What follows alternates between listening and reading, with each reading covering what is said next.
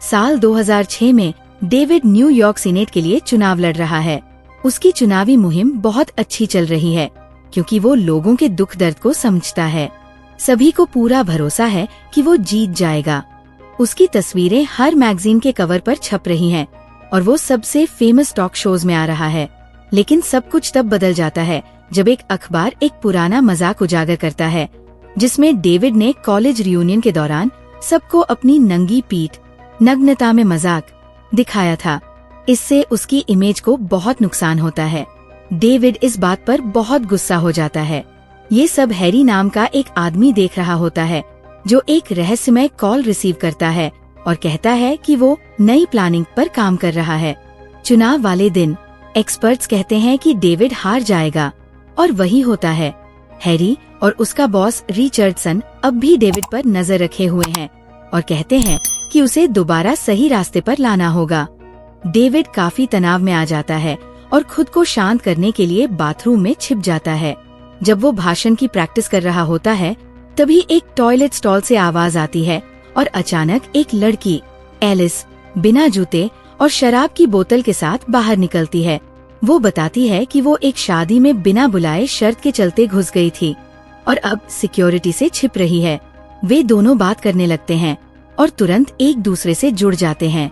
Alice कहती है कि उसे डेविड का कॉलेज वाला मजाक पसंद आया और डेविड मजाक में कहता है कि अब उसके पास फुर्सत है क्योंकि वो चुनाव हार गया।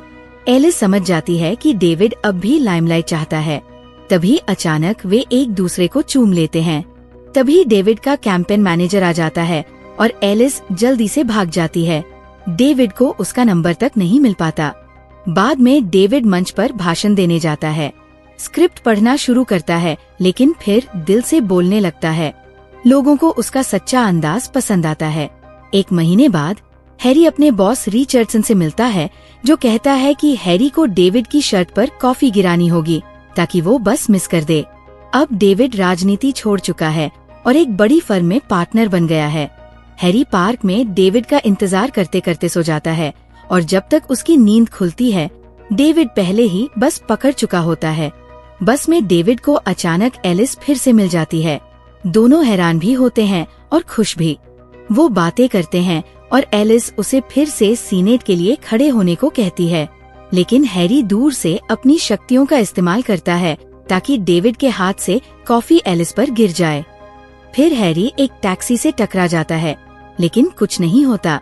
वो नोटबुक चेक करता है और चौंक जाता है। डेविड अब प्लान से बाहर जा चुका है।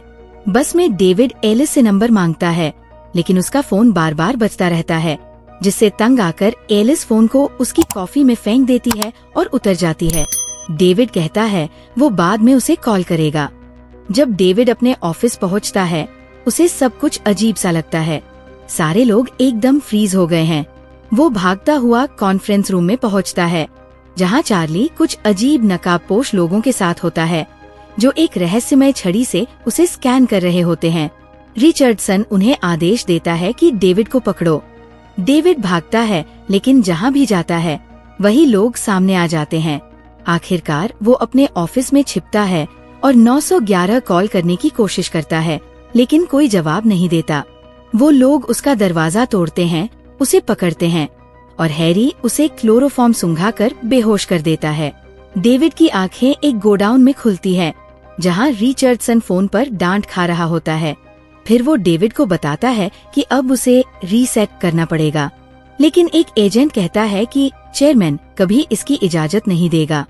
रिचर्डसन बताता है कि वो इस बात का ध्यान रखता है कि सब कुछ प्लान के हिसाब से हो। डेविड घबराकर भागने की कोशिश करता है लेकिन रिचर्डसन जमीन को थोड़ा मोड़ देता है जिससे डेविड गिर जाता है।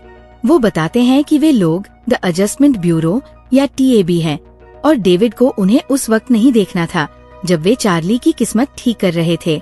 TAB दुनिया के हर इंसान के रास्ते को कंट्रोल करता है। कॉफी गिराना, इंटरनेट काटना, सब इनके टूल्स है। डेविड से वादा लिया जाता है कि वो किसी से कुछ नहीं कहेगा, नहीं तो उसकी याददाश्त और पर्सनैलिटी मिटा दी जाएगी। उसे एलिस से दोबारा न मिलने की भी चेतावनी दी जाती है। फिर वे एलिस का नंबर जलाकर डेविड को चार्ली के ऑफिस में फेंक देते हैं। अब सब कुछ सामान्य दिखता है लेकिन डेविड अंदर से बहुत परेशान है। वो एलिस का नंबर याद करने की कोशिश करता है। उसी वक्त हैरी उससे मिलता है और पूछता है कि वो इस लड़की को लेकर इतना क्यों अटका हुआ है।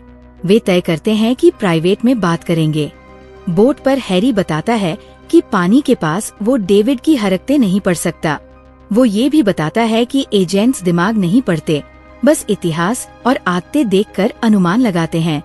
फिर वो सलाह देता है कि अगर डेविड चाहता है कि टीएबी उसका पीछा न करे तो उसे एलिस की तलाश छोड़ देनी चाहिए। 3 साल बाद डेविड को सड़क पर चलते हुए अचानक एलिस दिख जाती है। वो दौड़कर उसके पास पहुंचता है और कहता है कि उसने 3 साल तक रोज उसी बस से सफर किया, बस उसे दोबारा देखने की उम्मीद में। वे चलते चलते बातें करते हैं और डेविड बताता है कि उसके पास एलिस का पूरा नाम नहीं था, इसलिए वो उसे कभी ऑनलाइन नहीं खोज पाया। उधर टीएबी फिर एक्टिव हो जाती है और रिचर्डसन को खबर भेजती है। एलिस बताती है कि वो एक डांसर है और कल उसका शो है। वे एक कैफे में ब्रेकफास्ट करते हैं और रिचर्डसन दूर से देखता है कि एलिस की किस्मत में भी बदलाव आ रहा है। अगर वे दोनों किस कर लेते हैं तो प्लान पूरी तरह फेल हो जाएगा। टीएबी अब चार्ली को भेजता है, जो डेविड को याद दिलाता है कि उसका एक जरूरी भाषण है। जब वे दोनों किस करने ही वाले होते हैं, तभी चार्ली को एक नकली मैसेज भेजा जाता है और वो डेविड को जबरदस्ती खींच लेता है। जाते जाते डेविड एलिस के गाल पर किस करता है और वादा करता है कि वो उसे फिर देखेगा। उसी दोपहर डेविड दोबारा सीनेट चुनाव लड़ने का ऐलान करता है और एलिस को टीएबी एक फर्जी टेक्स्ट भेजती है कि उसकी रिहर्सल की लोकेशन बदल गई है। अपनी स्पीच खत्म करने के बाद डेविड देखता है कि रिचर्डसन दूर से उसे घूर रहा है, जिससे उसे कुछ गड़बड़ लगती है। वो तुरंत चार्ली से कहता है कि उसके सभी इंटरव्यू कैंसिल कर दे। फिर वो दौड़कर बैले कंपनी के स्टूडियो जाता है, लेकिन वो बंद होता है। डेविड कंपनी को कॉल करता है ताकि रिहर्सल के बारे में पूछ सके, लेकिन कॉल तुरंत कट जाती है। वह एक अजनबी का फोन लेकर फिर से कॉल करने की कोशिश करता है, पर फिर भी बात नहीं हो पाती। जब रिचर्डसन और उसका असिस्टेंट देखते हैं कि डेविड अब भी पूरे शहर में दौड़ रहा है, तो वे उसके सामने आकर उसे समझाने की कोशिश करते हैं कि एलिस को भूल जाना ही सही होगा। डेविड उनसे पूछता है कि अगर एलिस उसकी किस्मत में नहीं थी, तो वो ऐसा क्यों महसूस करता है। रिचर्डसन के पास इसका जवाब नहीं होता। फिर डेविड एक कैफे में जाता है और लोगों से पूछता है कि बैले कंपनी कहाँ है। सौभाग्य से एक ग्राहक उसे एक पता दे देता है। डेविड टैक्सी लेने की कोशिश करता है, लेकिन रिचर्डसन उसे किसी गाड़ी में बैठने नहीं देता। डेविड एक टैक्सी के पीछे दौड़ता है, लेकिन जैसे ही वो टैक्सी रुकती है, दूसरी गाड़ी आकर उससे टकरा जाती है। ड्राइवर की हालत देखने के बाद डेविड दूसरी गाड़ी में झांकता है, लेकिन वो खाली होती है। वो 911 पर कॉल करता है और जब पुलिस आती है तो एक अफसर उसे थाने ले जाने को कहता है, क्योंकि वो अकेला गवाह है। डेविड पूछता है कि क्या ये जरूरी है, और जब महिला अफसर कहती है कि बाद में कॉल कर लेंगे, वो मुड़ता है और देखता है कि वो अफसर गायब है, यानी वो एक एजेंट था।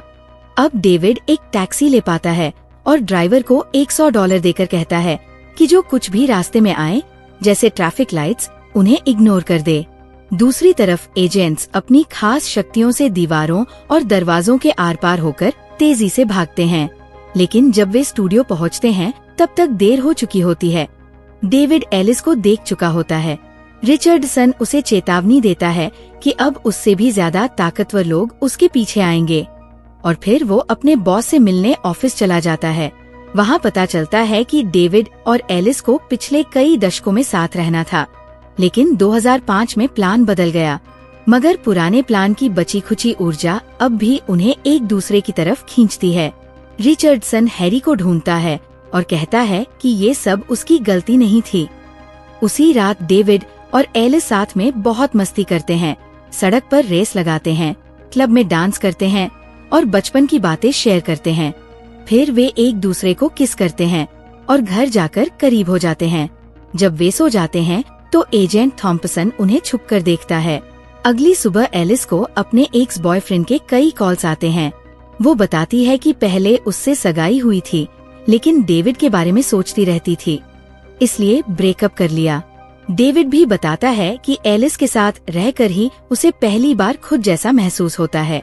डेविड को डर है कि एजेंट्स एलिस को उससे दूर कर सकते हैं, इसलिए वो उसे टीवी स्टेशन लेकर जाता है ताकि वो उसका इंटरव्यू देख सके। शो खत्म होते ही एक एजेंट जो क्रू का हिस्सा बनकर आया था, एलिस से कहता है कि डेविड अभी कई घंटों तक वही रहेगा और बाद में कॉल करेगा। एलिस के जाते ही वो एजेंट डेविड को अगले शो के बहाने एक गोदाम में ले जाकर बंद कर देता है। कुछ देर बाद थॉम्पसन वहाँ आता है और डेविड उससे पूछता है कि फ्री विल, स्वतंत्र इच्छा का क्या हुआ। थॉम्पसन बताता है कि टीएबी ने इंसानों को गुफाओं से रोमन साम्राज्य की ऊंचाइयों तक पहुंचाया, फिर पीछे हट गए तो इंसानों ने खुद 500 साल का डार्क एज शुरू कर दिया। तब टीएबी फिर लौटे और रिनेसांस, एनलाइटनमेंट और साइंटिफिक रिवॉल्यूशन लेकर आए। 1910 में वे फिर चले गए और अगले 50 साल में इंसानों ने 2 वर्ल्ड वॉर, डिप्रेशन, फांसीवाद, हॉलोकॉस्ट और मिसाइल संकट पैदा कर दिए। तब टीएबी ने तय किया कि इंसानों को फिर कभी फ्री विल नहीं मिलेगी। एलिस से सालों पहले डेविड की मुलाकात कोई इत्तेफाक नहीं थी। उसका मकसद था डेविड को राजनीति में लाना। थॉम्पसन कहता है कि अगर डेविड एलिस के साथ रहा तो वो कभी राष्ट्रपति नहीं बनेगा, मगर डेविड अपने चुनावों पर भरोसा करता है और एलिस को चुनता है। थॉम्पसन गेट खोल देता है। डेविड भागता हुआ थिएटर पहुंचता है और थॉम्पसन फिर उसके पास आकर कहता है कि एलिस दुनिया की सबसे मशहूर डांसर बन सकती है, लेकिन अगर वो डेविड के साथ रही तो बस बच्चों को डांस सिखाएगी। फैसला डेविड का है। जाते जाते थॉम्पसन सिर हिलाता है और एलिस को उसके शो के बीच गिरा देता है। डेविड घायल एलिस को अस्पताल ले जाता है। जब डॉक्टर टेस्ट कर रहे होते हैं, थॉम्पसन फिर आता है और इस एक्सीडेंट का इल्जाम डेविड पर लगाता है तो डेविड उसे घूंसा मार देता है। थॉम्पसन कहता है कि डेविड हमेशा अपनी इम्पल्सिव हरकतों से अपने मौके गवा देता है, जैसे पिछली बार प्रैंक की वजह से चुनाव हार गया था। एलिस उसमें यही लापरवाही जगा देती है। आज सिर्फ पैर में मोच है, लेकिन अगली बार वो सब कुछ खो सकती है। थॉम्पसन के जाने के बाद डेविड एलिस से मिलता है। डॉक्टर बताते हैं कि बस मोच है और वो 1 महीने में ठीक हो जाएगी। डेविड उसे गले लगाता है और कहता है कि उसे कुछ कॉल्स करने हैं, लेकिन वो अस्पताल से निकलकर फिर कभी उससे संपर्क नहीं करता। 11 महीने बाद डेविड की पॉपुलैरिटी शिखर पर होती है। एक सुबह चार्ली उसे अखबार दिखाता है जिसमें खबर होती है कि एलिस अपने एक से शादी करने जा रही है 1 हफ्ते में। डेविड दुखी होता है लेकिन इग्नोर करने की कोशिश करता है। कुछ दिन बाद हैरी उसे बताता है कि थॉम्पसन ने झूठ बोला था। एलिस डेविड को बर्बाद नहीं करती, बल्कि उसे संतुलन देती है।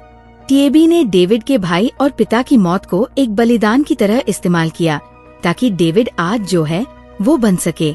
अब डेविड फिर से एलिस को चुनना चाहता है, लेकिन शादी अगले दिन है। अगर उसे समय पर पहुंचना है और थॉम्पसन से बचना है तो उसे हैरी से एजेंट्स की तरह दरवाजों के जरिए टेलीपोर्ट करना सीखना होगा। हैरी उसे सलाह देता है कि हमेशा दरवाजे का हैंडल क्लॉकवाइज घुमाएं और बताता है कि अगर उनके पास खास टोपी है तो दरवाजा कभी लॉक नहीं होता।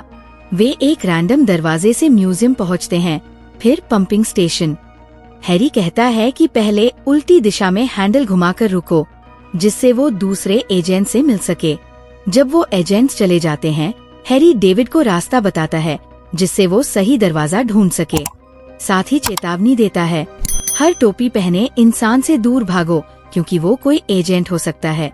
दोनों पूरी रात पढ़ाई करते हैं और सुबह हैरी डेविड को अपनी टोपी देता है और उसे शुभकामनाएं देता है। जैसे ही डेविड दरवाजे पार करता है और बारिश में दौड़ने लगता है, टीएबी उसका पीछा करना बंद कर देता है और उसे ढूंढने के लिए एक टीम भेजता है। डेविड तेजी से भागता है, ट्रैफिक से बचता है, लेकिन जब वह कोर्ट हाउस पहुँचता है तो लोगों से टकरा जाता है। दूल्हा अपनी बारी का इंतजार कर रहा होता है, लेकिन चिंता में होता है क्योंकि एलिस अभी तक नहीं पहुंची होती। कोर्ट हाउस के एंट्रेंस पर मेटल डिटेक्टर होता है, इसलिए डेविड को अपनी जैकेट और फोन बाहर छोड़ना पड़ता है, लेकिन वो अपनी टोपी वापस ले लेता है। कई कॉरिडोरों से भागते हुए डेविड आखिरकार बाथरूम में एलिस को ढूंढ लेता है, लेकिन वो उससे नाराज होती है क्योंकि उसने उसे अकेला छोड़ दिया था। तभी एक एजेंट अंदर आता है तो डेविड उसे घूंसा मारकर बेहोश कर देता है और उसकी नोटबुक लेकर एलिस को सच्चाई दिखाता है। वह एलिस से कहता है कि वह उससे प्यार करता है और अपनी पूरी जिंदगी उसके साथ बिताना चाहता है। जैसे ही वह अपनी टोपी उतारता है, टीएबी उसका लोकेशन पकड़ लेता है और उसके पीछे लोग भेज देता है। डेविड दरवाजा ब्लॉक करता है, टोपी पहनता है और एलिस को लेकर एक दरवाजे से स्टेडियम में पहुंच जाता है, जिससे एलिस को उसकी बातों पर भरोसा होने लगता है। दोनों पूरे शहर में कई दरवाजों से गुजरते हैं और जब एलिस घबरा जाती है, डेविड उसे शांत करता है और कहता है कि उसे उस पर भरोसा करना होगा। एजेंट्स उनका पीछा करते रहते हैं, लेकिन वो फिर एक दरवाजे से गुजरते हैं और एलिस स्टैच्यू ऑफ लिबर्टी के सामने रुक जाती है। डेविड उसे और जानकारी देता है और कहता है कि अब फैसला उसके हाथ में है, चाहे तो उसके साथ चले या फिर हमेशा के लिए उसे छोड़ दे। एलिस डेविड के साथ चलने का फैसला करती है और वे दरवाजे को उल्टा घुमाते हैं, जो उन्हें टीएबी के हेडक्वार्टर ले जाता है। कुछ एजेंट्स उन्हें रोकने की कोशिश करते हैं, लेकिन डेविड उन्हें धक्का देकर हटाता है और सीढ़ियों की तरफ दौड़ता है। एजेंट्स अब भी पीछा कर रहे होते हैं और वो कई कॉरिडोर, रूम और सीढ़ियों से होते हुए छत तक पहुंचते हैं। वहां एजेंट्स उन्हें चारों तरफ से घेर लेते हैं। एलिस और डेविड एक दूसरे से आई लव यू कहते हैं और एक जोरदार किस करते हैं, जिससे सारे एजेंट्स सिवाय थॉम्पसन के गायब हो जाते हैं। थॉम्पसन कहता है कि अपनी किस्मत खुद लिखने की कोशिश कभी सफल नहीं होगी। तभी हैरी आता है और उसे एक संदेश देता है। थॉम्पसन वो संदेश पढ़ता है और वहाँ से चला जाता है। फिर हैरी बताता है कि ये संदेश दी चेयरमैन का था, जो टीएबी का मुखिया है। वह इस जोड़ी की हिम्मत से प्रेरित हुआ और उसने उनका प्लान बदल दिया। अब उन्हें साथ रहने की इजाजत है और नोटबुक का बाकी हिस्सा खाली है। वे अपनी किस्मत खुद लिख सकते हैं। अब ये कपल बिना किसी खतरे के वहाँ से निकल सकता है, एक नई जिंदगी शुरू करने के लिए तैयार। हैरी सोचता है कि शायद मर्जी की आजादी एक तोहफा है, जो चेयरमैन सिर्फ उन्हीं को देता है जो इसके लिए लड़ने को तैयार हों। देखने के लिए धन्यवाद। कृपया चैनल को सब्सक्राइब करें, वीडियो को लाइक करें और अगली बार फिर मिलते हैं।